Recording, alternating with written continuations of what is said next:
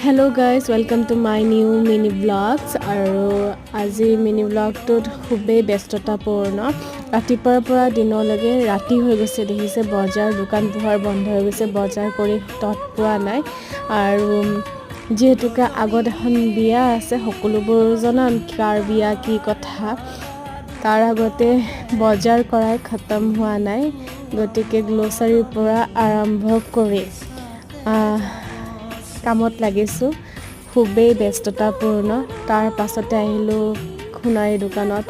এয়া ঘৰত আহি চালো ডিসকাশন চলি আছে গাৰ্লছ গ্ৰুপ বহিছে আৰু এয়া কইনাৰ কাপোৰ পেক কৰি আছো মানে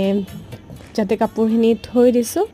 হাত দিয়াৰ লগে লগে পাই কাৰণ এইকেইদিন খুব ব্যস্ততাপূৰ্ণভাৱে সবে নিজৰ নিজৰ দায়িত্বত লাগিব গতিকে আগৰ মিনি ব্লগ আহি আছে চাবলৈ নাপাহৰিবা আজিলৈ মানে বাই